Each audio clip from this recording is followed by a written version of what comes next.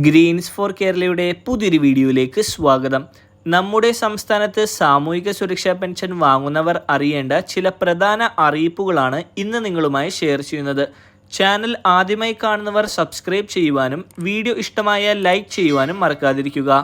ജനുവരി മാസത്തിൽ പെൻഷനായി 3200 രൂപ വരെ വിതരണം ചെയ്യുവാൻ സാധ്യതയുള്ളതായി സർക്കാരിന്റെ ഭാഗത്തു നിന്ന് അറിയിപ്പ് വന്നിരിക്കുകയാണ്. കുടിശ്ശിക പെൻഷനിൽ ഒരു ഗഡു കൂടി ചേർത്ത് നൽകുവാനാണ് സാധ്യതയെന്നാണ് റിപ്പോർട്ടുകൾ. അതായത് 2 ഗഡുക്കളായിരിക്കും ജനുവരി മാസത്തിൽ എത്തിച്ചേരുക.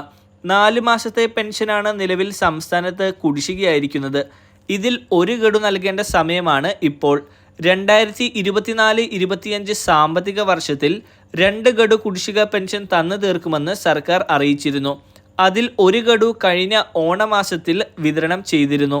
ശേഷിക്കുന്ന ഒരു ഗഡുവാണ് ഇപ്പോൾ വിതരണം ചെയ്യുന്നത്. സംസ്ഥാന ബജറ്റിന് മുമ്പ് തന്നെ ഇതിന്റെ വിതരണം ഉണ്ടായിരിക്കും എന്നൊരു സൂചനയാണ് ഇപ്പോൾ ധനവകുപ്പ് മന്ത്രി അറിയിച്ചിട്ടുള്ളത്. അതിനാൽ തന്നെ സംസ്ഥാനത്തെ ക്ഷേമ പെൻഷൻ ഗുണഭോക്താക്കൾക്ക് 3200 രൂപയോളം എത്തിച്ചേരുവാനുള്ള സാധ്യതയുണ്ട്. 20-നും 30-നും ഇടയിലായിരിക്കും പെൻഷൻ വിതരണം നടക്കുക. ഇതോടൊപ്പം ശ്രദ്ധിക്കേണ്ട മറ്റൊരു കാര്യം സ്ത്രീ ഗുണഭോക്താക്കൾ ശ്രദ്ധിക്കേണ്ടതാണ്.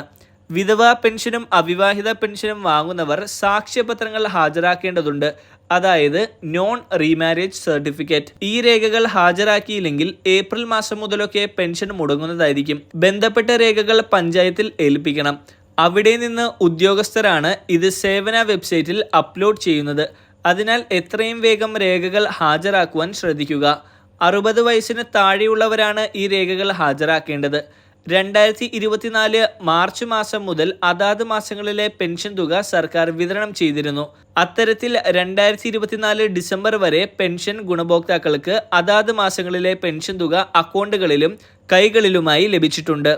ഈ ആനുകൂല്യം ഇനിയും ഒരു മുടക്കവും കൂടാതെ യഥാർത്ഥ ഗുണഭോക്താക്കളുടെ കൈകളിൽ എത്തിക്കുമെന്ന് സർക്കാർ വ്യക്തമാക്കുകയും ചെയ്തിട്ടുണ്ട്.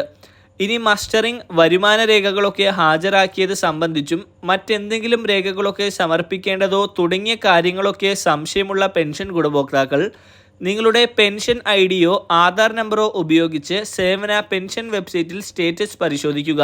നിങ്ങൾ രേഖകൾ സമർപ്പിച്ചിട്ടുണ്ടെങ്കിൽ അത് അവിടെ കാണാൻ സാധിക്കും.